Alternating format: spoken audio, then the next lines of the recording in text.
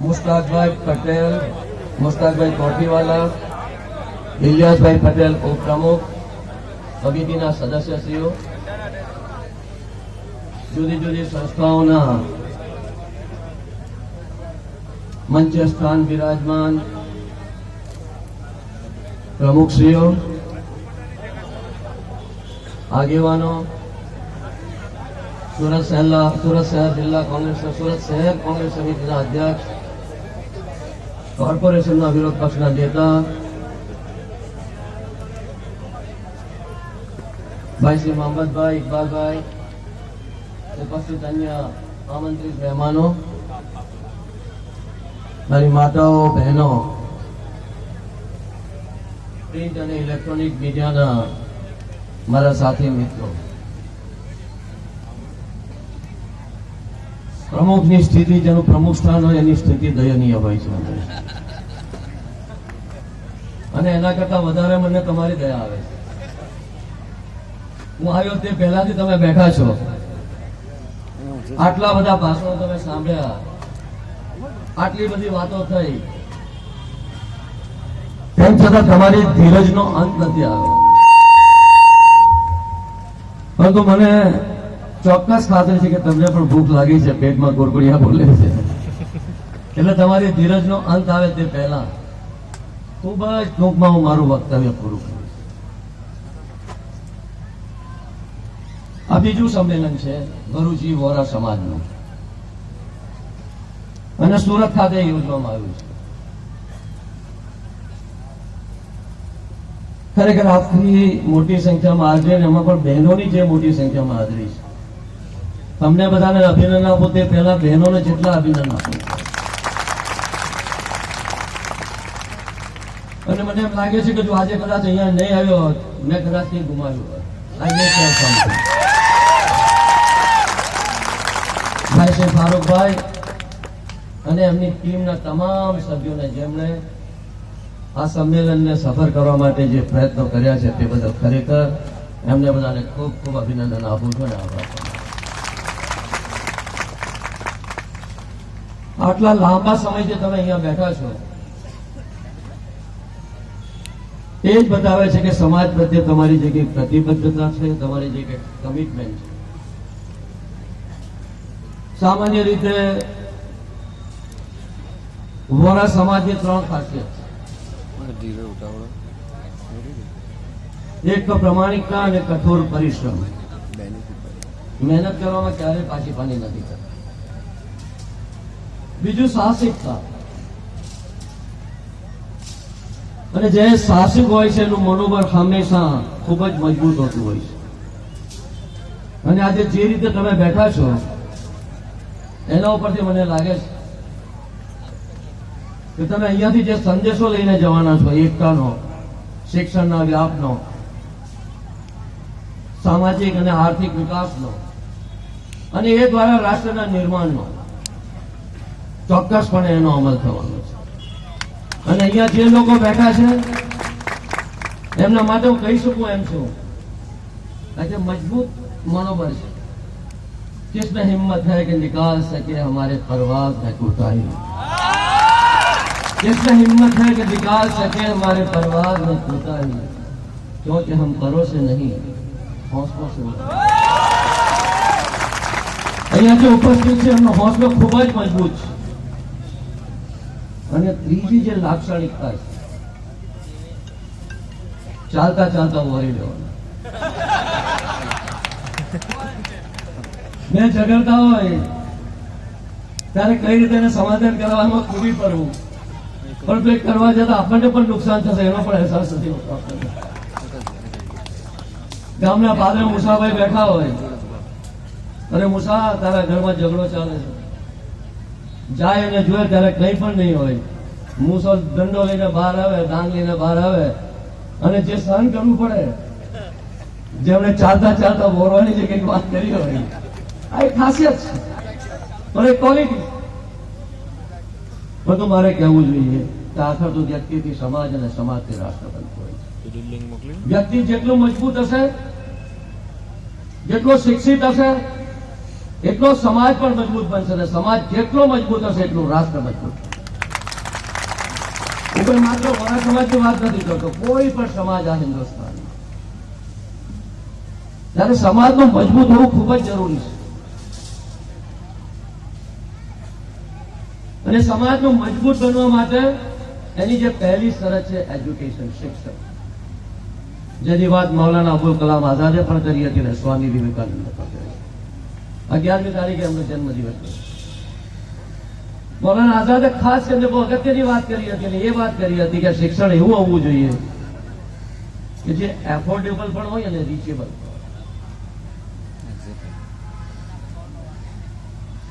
શિક્ષિત નહીં હશે ભારત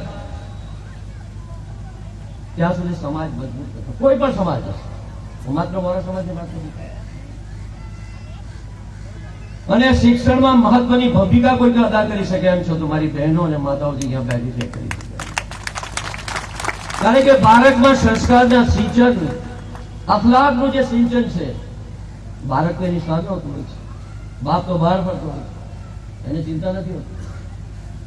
ત્યારે માતા જેટલી શિક્ષિત હશે, જેટલી જાગૃત હશે, એટલું જ એ પોતાના દીકરાને સારું શિક્ષણ આપી શકે, સારા સંસ્કારનું સિંચન કરી શકે, સારા અખલાકનું સિંચન કરી શકે. અને દરેક સમાજ આ રાષ્ટ્રના નિર્માણમાં ખૂબ જ મહત્વનું યોગદાન આપ્યું છે. રાષ્ટ્રનું નિર્માણ કોઈ ઈંટ, માટી, ચૂનો કે પથ્થરથી નથી. સમાજ મજબૂત હશે, સમાજનું યોગદાન જેટલું હશે એનાથી રાજ્ય અને રાષ્ટ્ર પણ મજબૂત થતું હોય. અને મારે કહેવું જોઈએ કે વોરા સમાજે રાજ્ય અને રાષ્ટ્રના અર્થતંત્રમાં જે કંઈક યોગદાન આપ્યું છે, બીજા બધા સમાજે પણ આપ્યું છે. ખૂબ જ મહત્વનું બંને રીતે, વેપાર અને ખેતી, બંને રીતે. ઇતિહાસમાં દોખ્યું કરે તો જાત જાતની વાતો આવે છે. કોઈ કહે છે સાઉદી અરેબિયાથી આવ્યા, કોઈ કહે છે કે ઉત્તર ભારતથી આવ્યા વોરા, કોઈ કહે છે કે જે સોલંકી યુગ હતો 1000 વર્ષ પહેલા વોરા લોકો આવ્યા અહીંયા. પરંતુ સોલંકી યુગ હતો તેમને, કેમકે વોરા સમાજને એમને પ્રમાણિકતા દેખાય ને ત્યારે એમને મહેસૂલ ઉઘરાવવાનું કામ સોંપ્યું. અને એમાંથી તેને કહી શકાય કે જે મહેસૂલ ઉઘરાવે એને કટ કરી અને એમાંથી પટેલ સરનેમ આપવામાં આવે. મને ખબર નથી સાચું શું છે, ખોટું શું છે, પરંતુ સમાજ આજે અડીખમ બનીને ઉભો છે. અને સમાજ આજે ગૌરવની સાથે કહી શકે એમ છે कि हमारा खून भी शामिल है रंगे गुलशन में, हमारा खून भी शामिल है रंगे गुलशन में, और ये वो रंग नहीं जो मिट जाए लग जाने के बाद. अनेक योगदान अपाया છે. ત્યારે મારા જે બહારથી વિદેશી જે મારા મહેમાનો આજે આવ્યા છે એમનું સ્વાગત તો કરું, પણ એમની સાહસિકતાને પણ દેખાડું. વતન છોડીને ગયા છે અને મઝહબમાં પણ કહેવાયું છે, ઇસ્લામમાં પણ કહેવાયું છે, પ્રોફેટ સાહેબે પણ કહ્યું છે કે વતન પ્રત્યેની જે કંઈક વફાદારી છે એ વફાદારી હંમેશા આપણે જાળવવી જોઈએ. વફાદારીની સાથે સાથે સમાજની પણ ચિંતા કરવી. અને મારા જે વિદેશના મિત્રો આવ્યા છે એમણે જે પણ એનાથી બન્યું છે એ કરવા માટેનો પ્રયત્ન કર્યો છે, સમાજને મદદરૂપ થવા માટેનો પ્રયત્ન કર્યો છે. આ તકે એમનો જેટલો આભાર માનવો એટલો. પછી શિક્ષણના ક્ષેત્ર છે, આરોગ્યના ક્ષેત્ર છે, પરંતુ હજુ ઘણું બધું કરવાનું બાકી છે. પરંતુ અહીંયા કહેવાયું તેમ ખાસ કરીને બે બાબત ઉપર ભાર મૂકવામાં આવ્યો છે. એક એકતા અને એક શિક્ષણ. જે સમાજમાં એકતા નહીં છે એ સમાજ ક્યારે પણ પ્રગતિ કરવા ચાલતી નથી. અને દેશ અને દુનિયા જે રફતારથી જે ગતિથી આગળ વધી રહ્યા છે ત્યારે બહારની દુનિયામાં પણ એક ડોક્યુ કરવાની જરૂર છે. न उन्हें निशाने कदम मिले जो राह न अपनी बदल सका, न उन्हें निशाने कदम मिले जो राह न अपनी बदल सका, वही कारवां से बिछड़ गया जो कदम मिला के चल गया. સમય છે કદમથી કદમ મિલાવીને ચાલવા માટેનો. શિક્ષણનો એક દાખલો આપીશ. દુનિયા તરક્કી કરી છે, દેશ તરક્કી કરી રહ્યો છે, પણ જો આપણા બાળકો જ શિક્ષિત હશે તો હું માનું છું ત્યાં સુધી એની જે વિચાર છે, વિચાર શક્તિ છે, સીમિત બનીને રહી ગઈ. માત્ર જેને કુવાના દેડકા કહી શકાય એ બનીને રહી જશે. અને શિક્ષણ ખૂબ જ અગત્યની બાબત છે. પણ તમે બધા જાણો છો તેમ, કદાચ કેટલાકને ખ્યાલ નહીં હશે કે શિક્ષણના ક્ષેત્રમાં માઇનોરિટી પ્રાથમિક શિક્ષણમાં 74.9 એટલે લગભગ 75% શિક્ષિત છે, પરંતુ તેની મર્યાદા અથવા તો માત્ર સીમિત પ્રાઇમરી લેવલ ઉપર. 10મા ધોરણથી આપણે આગળ જઈએ તે ટકાવારી ઘટીને 45.3%, જેને કહી શકાય સેકન્ડરી સ્કૂલ. અને એનાથી હાયર સેકન્ડરીમાં જે ઉચ્ચતર માધ્યમિક શિક્ષણ જેને કહી શકાય એ ટકાવારી માત્ર 26%. કારણો શું છે? કારણો શોધવા માટેનો પ્રયત્ન કરવો પડશે. અને રિસર્ચનું કામ હું માનું છું ત્યાં સુધી આવી સંસ્થાઓ સારી રીતે કરી શકશે. અને એના માટે વેબસાઇટની, રિસર્ચ સેન્ટરની જે કંઈ જોઈએ એ કરવાની જરૂરિયાત છે. શાના માટે આટલો બધો ડ્રોપ આઉટ થાય છે? શિક્ષણમાં કેમ પાછળ છે? જે લોકો મહેનત કરે છે, જે માતા પિતાઓ જેના ખ્યાલ રાખે છે, ધ્યાન રાખે છે કે મારો દીકરો દીકરી સ્કૂલમાં ગયો કે નહીં, અથવા શા કારણે નથી ગયો છે. પરંતુ કેટલીક વખતે પરિવાર અને કુટુંબની પણ મુશ્કેલી હોતી હોય છે. અને એની શું મુશ્કેલી છે? આર્થિક રીતે સમસ્યા છે, અથવા માતા પિતા કેટલીક વખતે બહેનોને, દીકરીઓને ભણવા નથી જવા દેતા. ત્યારે શોધવાનું કામ હું માનું છું ત્યાં સુધી આવી સંસ્થાઓ, અને શોધીને ઘેરે ઘેર જઈને એમને સમજાવવાની તાતી જરૂરિયાત છે. એ કામ જ્યાં સુધી આપણે નહીં કરી શકીશું ત્યાં સુધી હું માનું છું ત્યાં સુધી સમાજ ક્યારે પ્રગતિ, તરક્કી અથવા તો વિકાસ નહીં કરી શકે. અને એટલા માટે જ હું કહેવા માંગુ છું આપ સર્વને કે એકતા, અને એકતા દ્વારા સામાજિક અને આર્થિક વિકાસ એ શિક્ષણ મારફત જ થઈ શકે. અને એ દ્વારા રાજ્ય અને રાષ્ટ્રના નિર્માણમાં આપણે મહત્વનો ફાળો આપીએ એ ખૂબ જ જરૂરી છે. આપણું ભારત અશિક્ષિત નહીં રહી જાય, અથવા તો એવા કામે, એવી ખોટી આદતોમાં નહીં ચાલી જાય કે જેથી આપણા ભારતને કોઈ તપેલિયા કરી શકે, કોઈ આતંકવાદી કરી શકે. જો સાચા અર્થમાં આ બધી બાબતોથી બચાવવું હશે, કે ખોટા કામ નહીં કરે, કોઈ બીજા રસ્તે નહીં ચડી જાય, એના માટેનું કોઈક સાધન હોય તો માનું છું ત્યાં સુધી શિક્ષણ. જ્યારે પણ આવી સંસ્થાઓ કામ કરતી હોતી હોય છે ત્યારે આપણે બધા જાણીએ છીએ ઈર્ષા અને અધિકાર હોતી હતી. પગ ખેંચવાનું અથવા તાટિયા ખેંચવાનું કામ થતું હોય, પરંતુ એનાથી ડરવાની જરૂરિયાત નથી. લક્ષ્ય એક જ હોવું જોઈએ કે કઈ રીતે સમાજને ઉપર ઉઠાવો છે, ને એ દ્વારા રાષ્ટ્રના નિર્માણનું કામ કરે. આદમી કા ગમો કે તકલીફો આવવાની, મુશ્કેલીઓ આવવાની, ગાર પણ ખાવી પડે. લોકો ઘેરાવીને ગાર આપી જશે, ખોટા આરોપો પણ કરશે. તો આદમી કા ગમો સે રિશ્તા है, जिंदगी है तो हाथ से भी होगी. आदमी का गमों से रिश्ता है, जिंदगी है तो हाथ से भी होगी. और पत्थरों से सामना है उनका, जिन दरख्तों पे फल नहीं होंगे. જે કોઈ કરે છે એની ટીકા થવાની. જ્યારે પણ તમે હોદ્દેદાર બનાવો સંસ્થા માટે, ત્યારે હોદ્દેદાર પ્રમાણિક હોવા જોઈએ. કંઈ કરી છૂટવાની તમન્ના હોવી જોઈએ. જે તે આજે તમે લોકો 3-4 કલાકથી અહીંયા બેઠા છો, એ વાતનો સંદેશો આપે છે કે નહીં, સમાજ માટે કંઈક કરી છૂટવું. અને એટલા માટે તમે અહીંયા બેઠા છો. ત્યારે સમાજ ના આપણા દૂષણો શું છે, સમાજ શાના માટે પાછળ છે, સમાજની વીકનેસીસ શું છે, એને પહેલા આપણે આઈડેન્ટિફાઈ કરીએ અને એને સુધારવા માટેનો પ્રયત્ન કરવો પડશે. અને હું માનું છું ત્યાં સુધી પ્રત્યેક વ્યક્તિની જવાબદારી છે. માત્ર સંસ્થાની રચના થઈ એટલે આપણી બધી ચિંતા દૂર થઈ ગઈ માનવાની જરૂર નથી. જે લોકો શ્રીમંત છે, દાનવીર છે, તો એમની રીતે પ્રયાસ કરે છે, પરંતુ હું શ્રીમંત નથી. એનો અર્થ એમ નથી કે મારું દિલ કંઈક નાનું છે, એના કરતા પણ મારું દિલ ખૂબ જ મોટું છે.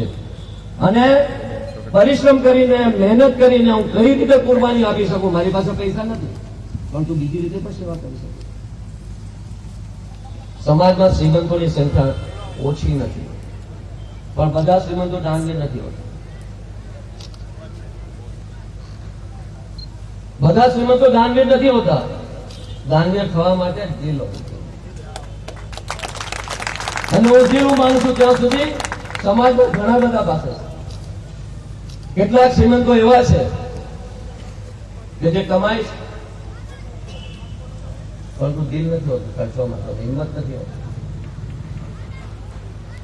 કંજૂસ હોય છે, સીધા શબ્દોમાં માત્ર પોતાના પરિવાર પૂરતું જ સીમિત રાખે છે.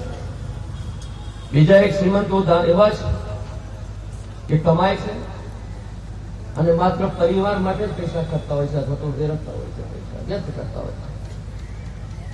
ત્રીજા જે કંઈક શ્રીમંતો છે એને ઉચ્ચ શ્રેણીમાં મૂકું છું, કે જે કમાય છે, પોતાના પરિવાર માટે પણ રાખે છે અને સમાજ સેવાના કામમાં પણ ખર્ચે છે. ત્યારે એવા લોકોને આજે જે અહીંયા બેઠા છે, જે બહારથી આવ્યા છે, એમને શું પડી હતી? ત્યાં આગળ સુખી છે, સમય કાઢીને અહીંયા આવ્યા છે, તમારા સંમેલનમાં ઉપસ્થિત થયા છે. એનો અર્થ એમ થયો કે સમાજ માટે કંઈક ચિંતા છે, સમાજ માટે કંઈક કરી છૂટવાની એની તમન્ના છે.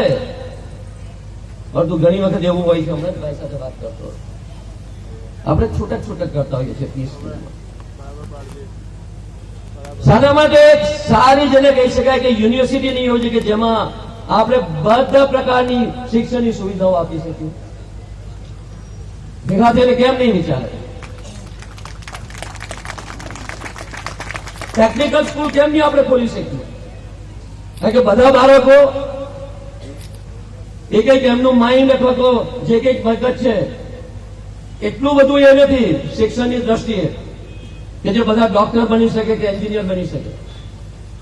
અને ખાસ કરીને માતા પિતા જયારે ઉપસ્થિત ત્યારે એમને પણ કહેવા માંગુ કે બાળક 10મું કે 12મું પાસ કરે ત્યાર પછી એની રુચિ કયા ક્ષેત્રમાં છે, કયા વિષયમાં છે, એ આગળ ક્યાં ભણવા જવા માંગે છે, એના વિચારોને રૂંધવા માટેનો પ્રયત્ન નહીં કરવો જોઈએ. એની જ્યાં રુચિ હોય, જે સબ્જેક્ટમાં રુચિ હોય, ત્યાં આગળ એને જવા દેવું. ત્યારે એની રુચિ, એનો ઇન્ટરેસ્ટ શામાં છે, એના માટે પણ સંસ્થાએ પ્રયત્ન કરવા જોઈએ જાણવા માટે. પરંતુ ઘણી વખત એવું બનતું હોય છે કે ને એડમિશન જોઈએ છે. વિગત હું તો જાણું છું ઘણા બધા, ચાહે 48% હશે કે 50% હશે, અથવા તો ક્વોલિફાય નહીં હોય તો કે કેમ કે મારે મેડિકલમાં એડમિશન જોઈએ છે. એને આપણે ગાઈડ કરવું પડશે, સંસ્થાઓએ ગાઈડ કરવા પડશે, માતા પિતાએ ગાઈડ કરવા પડશે કે ભાઈ તું ડોક્ટર નહીં બની શકશે, એના કરતા તું સારો ટેકનિશિયન બની શકશે. પરંતુ જેને કાપડમાં રુચિ હોય એને આપણે લાકડાની દુકાન ખોલાવી, જેને લાકડા દુકાનમાં રુચિ હોય એને કાપડની દુકાન ખોલાવી. ત્યારે વિરોધાભાસ થતો હોય છે. ત્યારે માતા પિતા અને સંસ્થાની જવાબદારી છે કે એનામાં જે કંઈક સુષુપ્ત અવસ્થામાં જે કંઈક શક્તિ પડી છે એને આપણે જાગૃત કરીને એને એ દિશામાં લઈ જવા માટેનો પ્રયત્ન કરીએ. ત્યારે આ સંસ્થાઓ જે કંઈક છે આ કામ સારી રીતે કરી શકે. અને એની સાથે સાથે મોહમ્મદભાઈએ વાત કરી હતી, તો જયારે પણ કોઈને મળું છું ત્યારે તંદુરસ્તીની સાથે મનદુરસ્તીનું પણ પૂછું. કારણ કે તંદુરસ્તી તો સારી હોય પરંતુ માનસિકતા બરાબર નહીં હોય.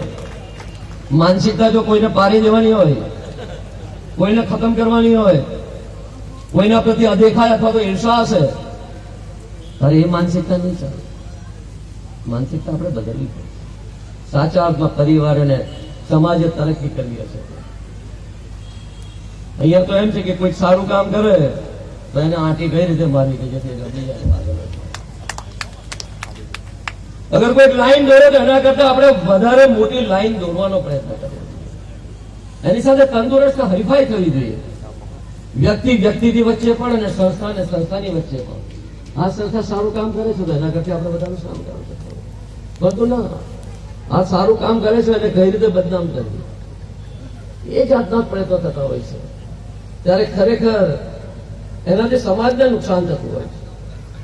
તમારો જાજો સમય જવા માંગતો કારણ કે મેં તમને કમિટમેન્ટ કર્યું હતું, પરંતુ આજે ખાસ કરીને એક વાત જેના પર ધ્યાન તો ખાસ કરીને તમને કહેવા માંગુ છું એ છે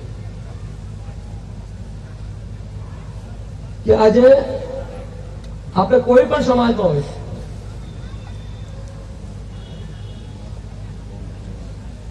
વોરા સમાજ,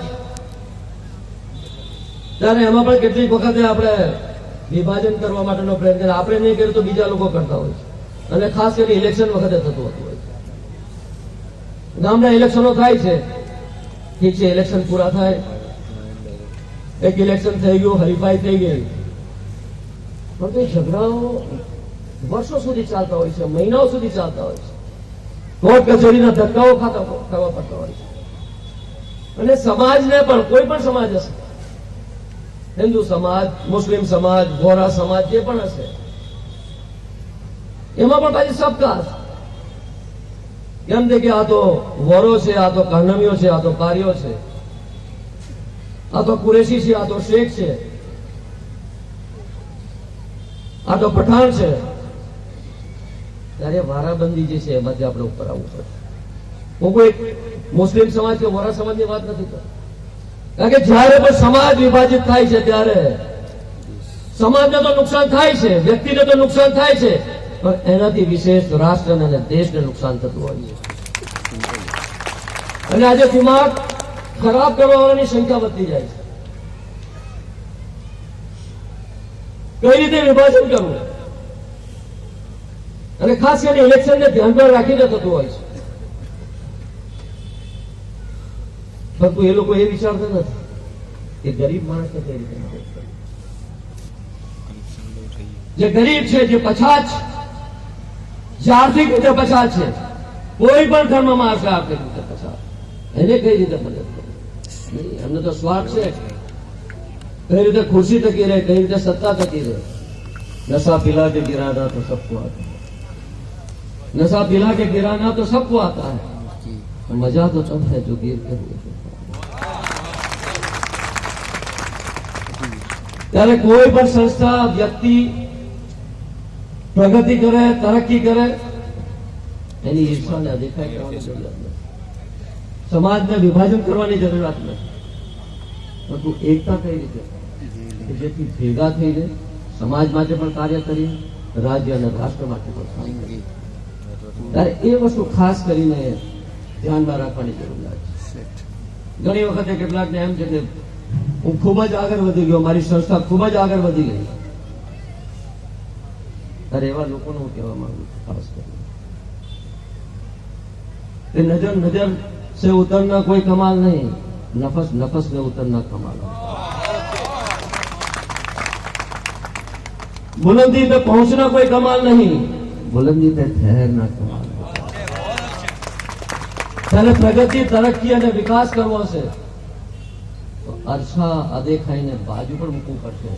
કોઈ સારું કામ કરે એને મદદ કરો, એની સાથે તંદુરસ્ત હરીફાઈ કરો, એની સાથે હરીફાઈ કરીને તંદુરસ્ત આગળ વધવા માટેનો પ્રયત્ન કરો કે જેથી સામાન્ય જનતાને, સમાજને, જેને જરૂરિયાત છે એવા જરૂરિયાત લોકોને મદદરૂપ આપણે થઈ શકીએ.